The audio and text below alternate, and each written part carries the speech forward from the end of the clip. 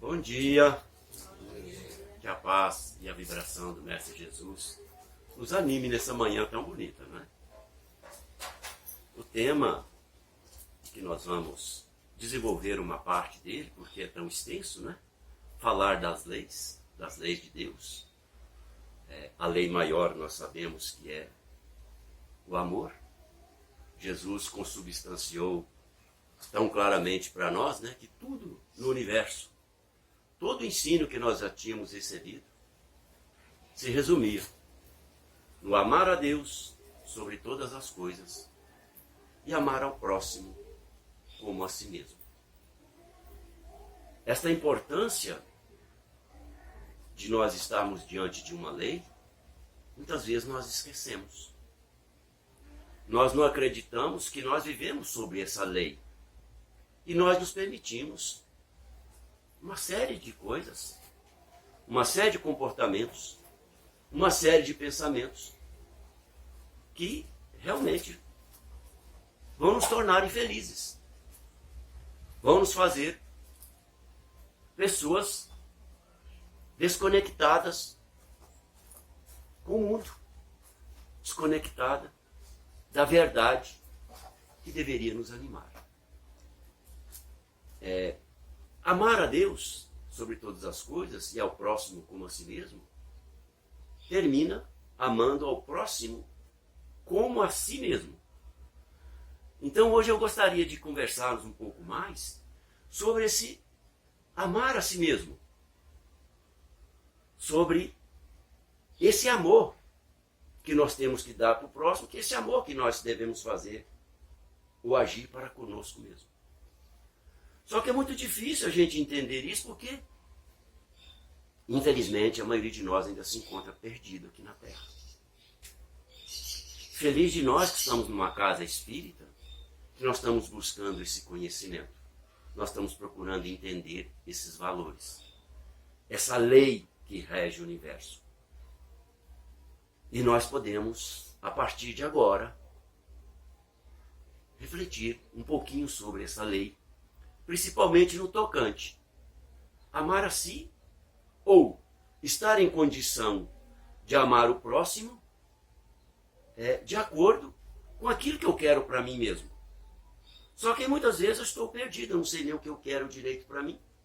Ou eu estou perdido, valorizando ou obedecendo leis que fogem disso daí. Amar o próximo como a si mesmo é ser leal, pródigo, que significa ter caráter íntegro, ser honrado e ser honesto, ser consciencioso para fazer aos outros o que queira estes lhe façam. É procurar em torno de si o sentido íntimo de todas as dores que acabrunham seus irmãos. Amar ao próximo é considerar como sua toda a família humana. Só que para a gente praticar isso aí, fazer para os outros que a gente gostaria que fizesse para a gente, muitas vezes a gente está querendo fazer para os outros uma coisa errada. Porque nós encaramos a vida de uma maneira errada. Então nós precisamos aprender a nos amar verdadeiramente. O que é amar-se verdadeiramente? É comportar-se de acordo com a lei maior do universo, que é de amor. Jesus Cristo nos afiançou que a boca fala do que está cheio o coração. Nós expressamos aquilo que nós realmente sentimos. Não é verdade?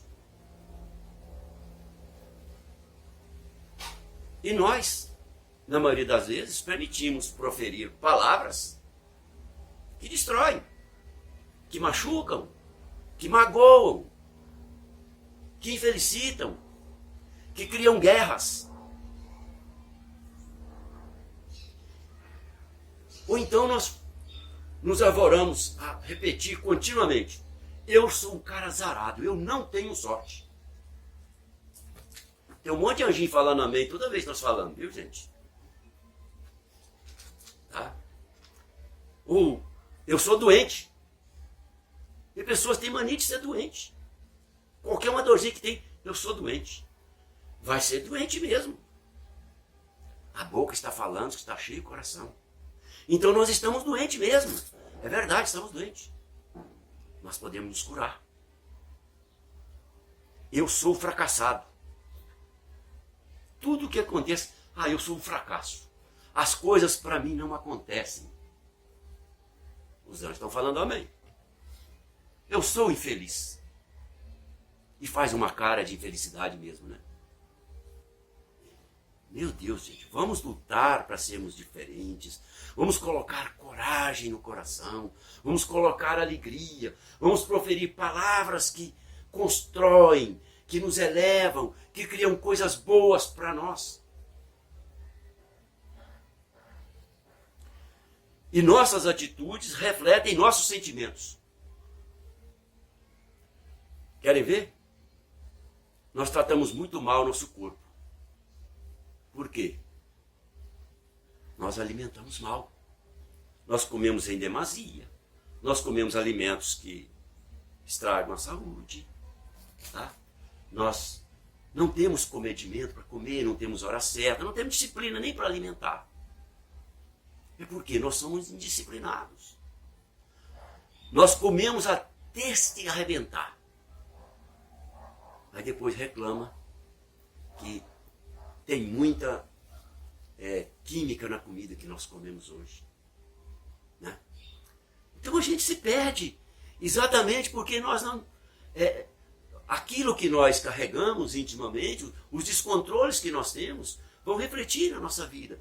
Os nossos atos são de acordo com aquilo que nós pensamos, com aquilo que nós sentimos. Nós usamos droga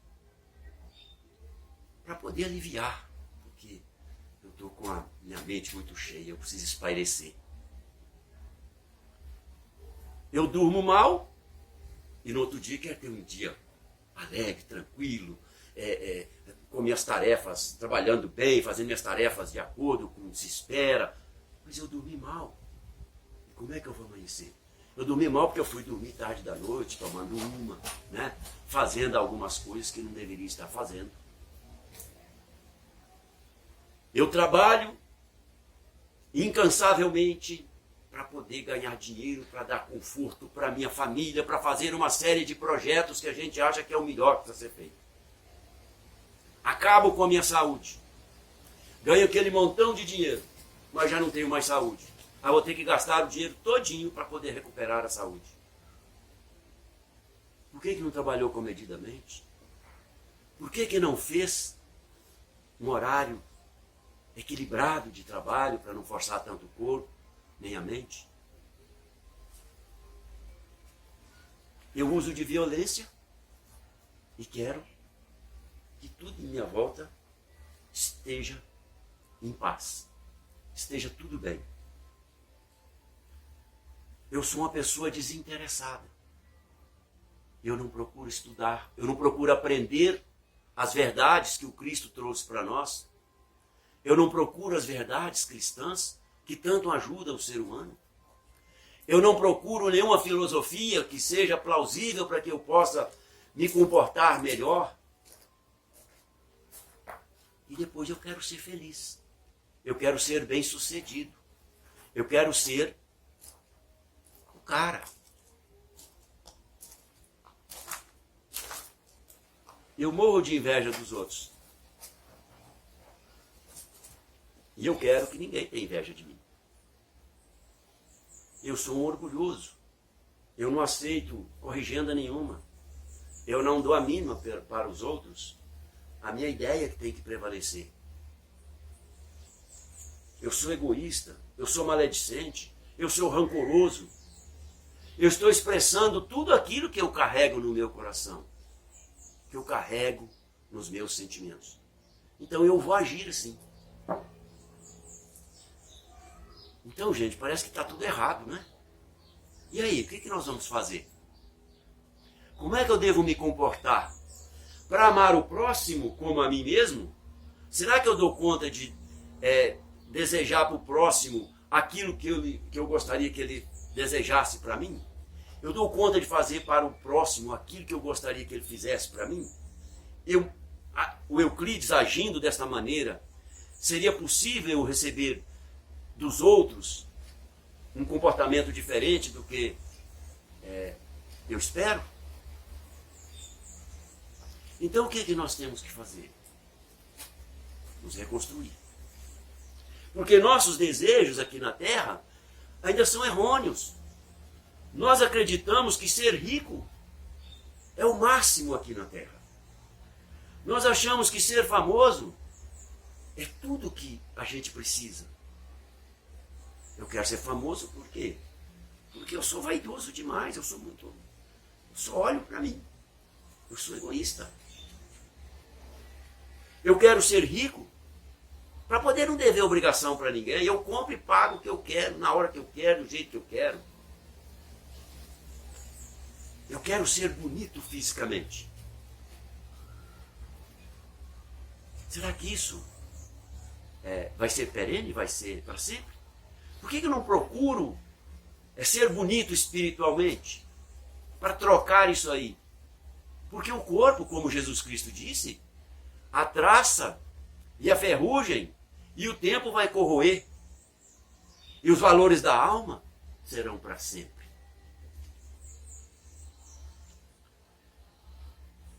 Não fazer nada. Ah, tem gente que, nossa, eu queria ser rico, ser famoso, eu queria ter tudo para não fazer nada. Eu quero só, a única coisa que eu quero é curtir minha vida.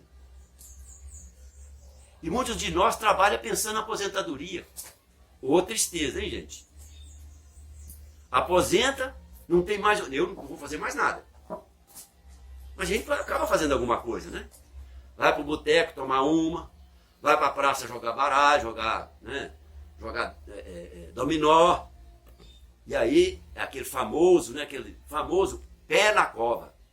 Tá pronto para ir embora. Não tem mais nada para fazer. E a gente gosta de levar vantagem em tudo. Será que quando a gente leva vantagem em tudo, a gente está olhando o outro? A gente está dando ao outro aquilo que a gente gostaria que o outro desse para a gente?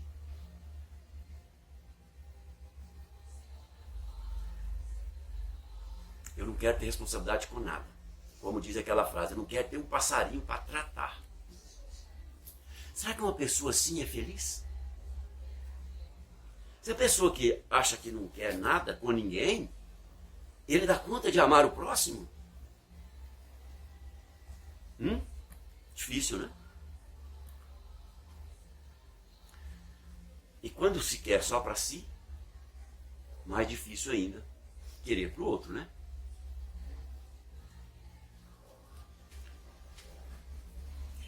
E a gente para e vê que tudo vai ter dificuldade.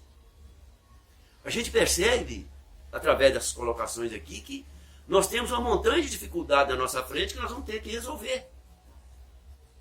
Como é que nós vamos proceder diante dessas dificuldades?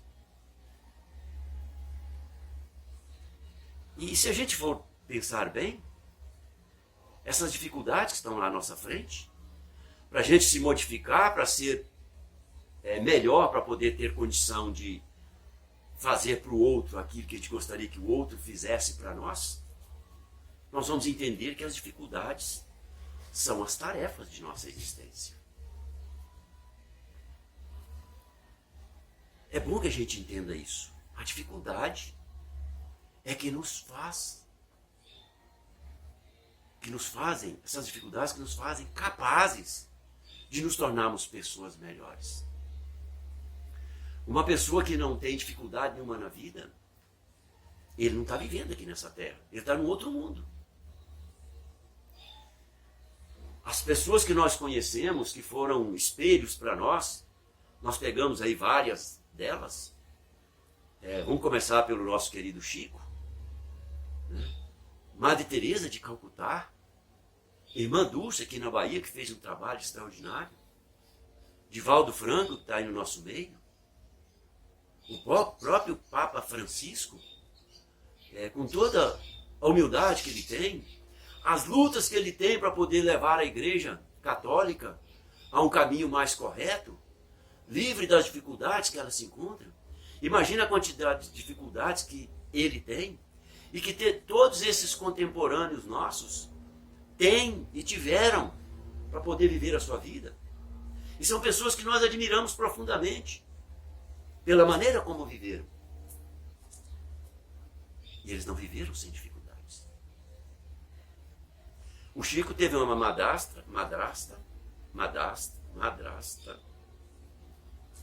que ele pequenininho, criança de 5 anos, ela espetava um garfo na barriga dele. Que maldade, né? E o Chico, para nós, é um santo, né? Um ser dos mais perfeitos que nós tivemos a oportunidade de conviver aqui na Terra. E o nosso modelo maior foi Jesus Cristo, que fez questão de nascer pobre, viveu ensinando aos outros, viveu repartindo o pão do corpo e da alma,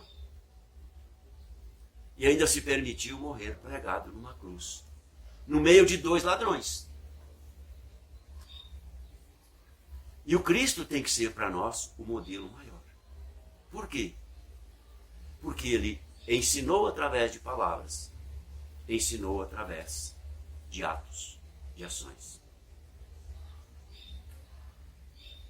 As últimas palavras dele: Pai, perdoai, eles não sabem o que fazem.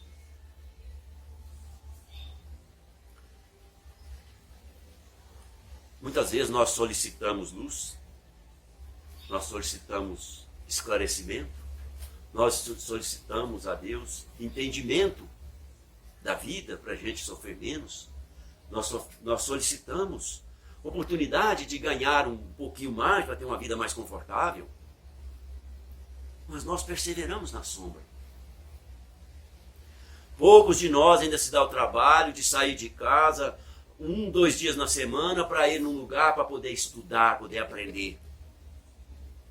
Eu faço um convite àqueles que ainda não estão nas fileiras do Espiritismo. Venha para o Espiritismo. Venha estudar. Venha compreender o que o Cristo disse há 2000 anos atrás com muito mais facilidade. A doutrina espírita, ditada pelos espíritos, ela não é de Allan Kardec, ela não é de ninguém. Ela é dos espíritos superiores que ditaram para nós o ensino, a compreensão e o entendimento mais fácil do Evangelho de Jesus Cristo. A doutrina espírita, ela tem como pilares a ciência, que é o conhecimento de tudo, a filosofia, que são os manuais de comportamentos de um perante o outro, e a religião, que é a nossa ligação com Deus, com a divindade, com a perfeição. Então, vamos dar a oportunidade de aprender. Não reclamemos luz permanecendo na escuridão. Reclamamos felicidade semeando sofrimento. Em busca de ser feliz, cometemos todo tipo de excesso, prejudicando a saúde e muitas vezes até os relacionamentos. Pedimos amor incentivando a separação. Nós imploramos amor de alguém, do marido, da esposa, mas nós cobrimos o nosso relacionamento de ciúmes, de egoísmo, de querer só para si. Nós buscamos a fé, duvidando até de nós mesmos. É preciso que nós aprendamos a desenvolver a capacidade de ter fé. A fé em Deus tem que resultar na fé em si próprio. A gente desenvolve a fé em Deus acreditando em si. Nós muitas vezes pedimos a Deus fervorosamente alguma coisa, e se não recebemos, nós começamos a duvidar. Então, diante desta situação que nós encontramos, as dificuldades que nós carregamos, nós só temos um caminho. nós temos que fazer a nossa mudança íntima, a nossa reforma íntima. Porque senão, nós não saberemos nos amar para poder amar ao próximo. Ou aquilo que nós queremos que o próximo nos faça, nós fazemos o contrário para eles. Difícil entender isso? Creio que não. Então, fazer a reforma íntima é procurar o conhecimento de como se comportar melhor. E acreditar. Porque se não acreditar naquilo que a gente se propõe a fazer, nós não conseguiremos. É preciso acreditar e é preciso ter uma perseverança muito grande. Porque os chamamentos para não vir, para não estudar, para não aprender, para não buscar as verdades do Cristo, eles são muito grandes, porque nós estamos rodeados de irmãos que não estão preocupados com isso ainda. Jesus nos trouxe uma parábola que ensina muito sobre amor ao próximo.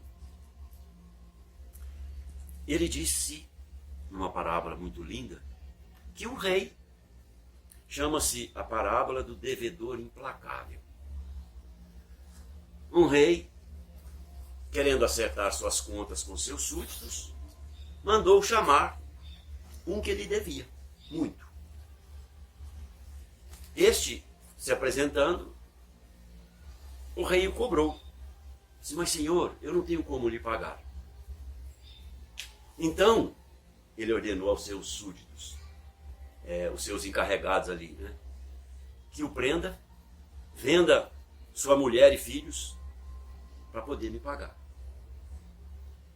E aquele servo se prostrou diante dele, se ajoelhou e pediu, Senhor, tenha piedade de mim. Me dê uma oportunidade, eu lhe pagarei. E o rei, comovido, se apiedou dele e o perdoou a dívida. E ele saiu dali contente, feliz. E logo que ele sai, ele encontra um colega que o devia. E ele logo foi pegando no seu pescoço, dando-lhe, quase que o sufocando, e exigindo que pagasse a dívida. Eu disse, mas eu não posso te pagar. Então ele levou para os doutores da lei lá, né, para a justiça, e o prendeu, mandou prender, até que pagasse a dívida. Os colegas daquele que foi preso ficou sabendo que o outro tinha sido perdoado e viu que havia injustiça naquilo. Se ele for perdoar, por que ele não poderia perdoar? E foram e contaram para o rei. O rei mandou chamar aquele servo que ele havia perdoado e disse, servo mau e infiel, eu lhe perdoei a dívida. Por que não perdoasse também a dívida do teu irmão?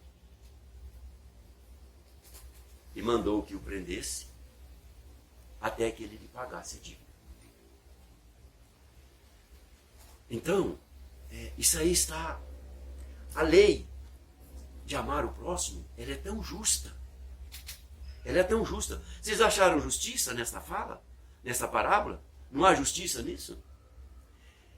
Só que Deus age assim conosco. A lei de Deus age assim conosco. Então, é a lei de justiça. Nós não podemos fugir dessa lei. Impossível ficar fora dela. Tá? Então, amar o próximo a si mesmo é ser leal. É ser consciencioso para fazer aos outros o que esses, né, o que a gente quer que os outros façam conosco. Numa outra parábola, do bom samaritano, Jesus também nos dá uma lição de amor ao próximo. Ele diz assim, certo homem descia de Jerusalém a Jericó. E no meio do caminho, ele foi tomado por assaltantes, que saquearam todos os seus pertences, bateram muito nele, deixaram-no sem sentidos, todo coberto de feridas, e foram embora. O primeiro a passar ali, depois desse dele lá ferido, ensanguentado, por um sacerdote.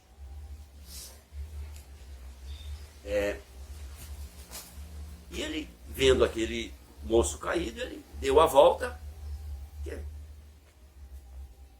deve ter tido o que mereceu, o que merecia, e foi embora. O segundo a passar foi um doutor da lei, que também deu a volta e o deixou ali. E o terceiro foi um samaritano. O samaritano era considerado pelos judeus na época um povo de má índole, um povo que não era dentro, apesar de ser judeus, não comungavam as mesmas ideias e, vamos dizer, na conta deles, as mesmas santidades que os doutores e os sacerdotes judeus tinham. Então o samaritano, vendo aquele senhor, aquele jovem, aquele moço caído ali, pensou as suas feridas, foi lá, fez uns curativos nele, colocou em cima de um animal e o levou até a primeira pousada que havia, né, o primeiro local que havia, que recebia as pessoas, e cuidou desse homem e disse ao dono da pousada: olha, por favor, cuide deste senhor aqui, até ele ficar bom. Eu estou te dando um tanto aqui como paga, e o restante, quando eu voltar, eu acertarei com o senhor. Aí Jesus faz a pergunta: quem destes três ama o próximo, fez o bem ao próximo? Aí todo mundo foi unânime em aceitar que foi o samaritano, né? Mas ele não é o cara de má vida, ele não é a pessoa que não comunga, ou que não tem a mesma evolução, não tem a mesma santidade dos judeus. Então, amar o próximo como a si mesmo é procurar em torno de nós o sentido íntimo de todas as dores que acabrunham nossos irmãos. Mas se a gente é rancoroso, se a gente é invejoso, se nós carregamos alguns sentimentos, nós temos capacidade de sentir pena dos outros?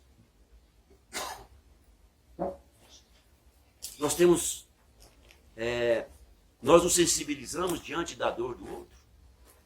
Nós não nos importaremos jamais com a dor do outro se nós alimentamos sentimentos contrários do amor, da bondade. No exercício do bem, este samaritano, né, ofereceu o coração e as mãos, o tempo e o trabalho, o dinheiro e a responsabilidade. Deu de si o que podia por si, sem nada pedir ou perguntar.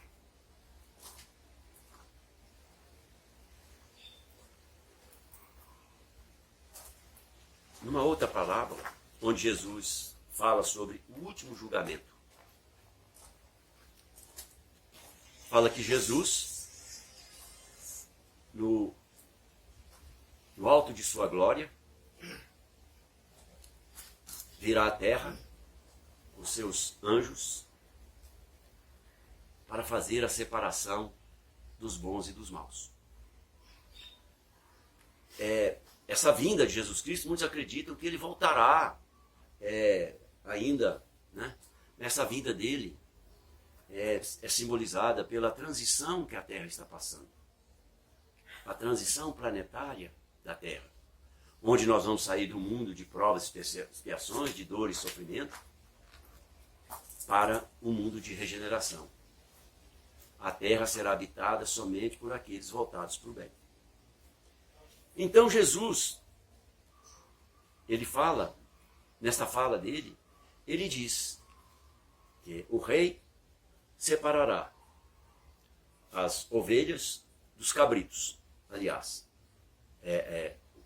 as ovelhas dos cabritos. As ovelhas sentarão à sua direita e os cabritos à sua esquerda.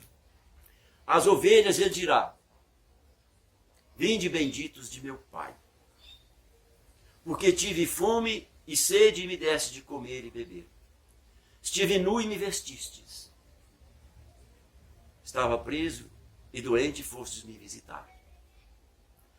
Aí, os da sua direita, as ovelhas, lhe perguntarão: mas, Senhor, quando te vimos com fome, com sede, doente, preso e nu, e nós o assistimos? Foi todas as vezes que fizestes a um desses pequeninos, ao menor dos meus irmãos, foi a mim que fizestes.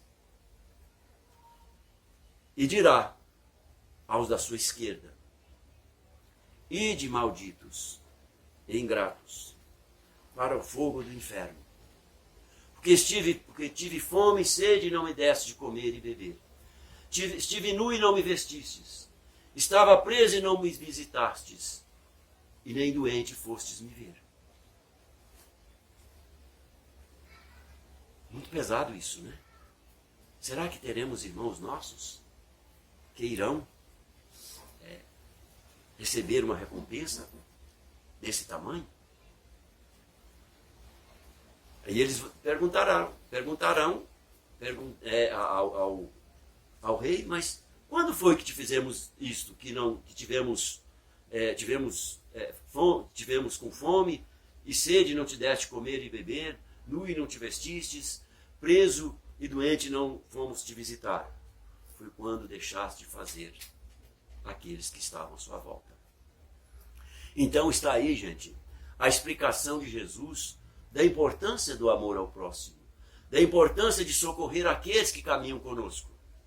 Mas muitas vezes aquele que tem sede, ou que tem fome, ou que está nu, muitas vezes não é aquele pobre coitado que está jogado numa enxerga, numa esquina, num cantinho de rua.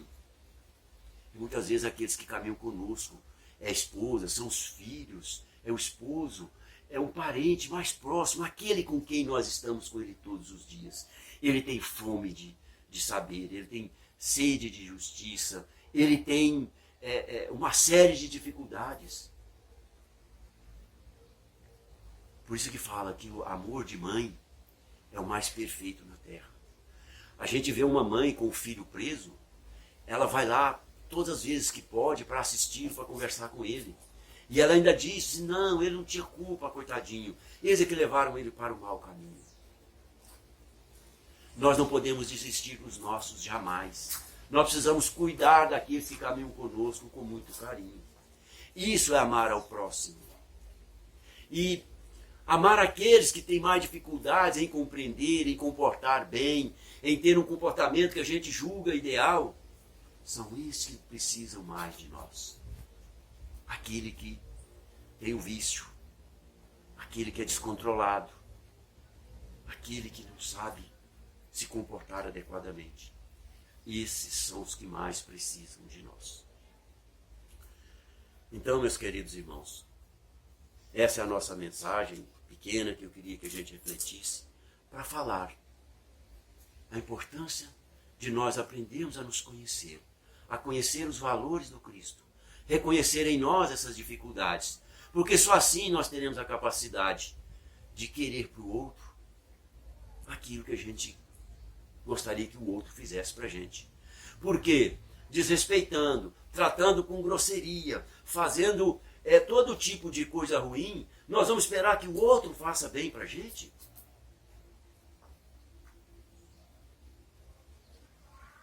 Nós queremos ser felizes. Nós precisamos ser felizes. Mas a felicidade da alma, do espírito, aquela ou aquele, o nosso espírito, que viverá para sempre, da maneira que nós o deixarmos nesta reencarnação ou nas outras que virão, como bondade de nosso Pai. Que Jesus nos abençoe e nos dê uma ótima semana. Obrigado.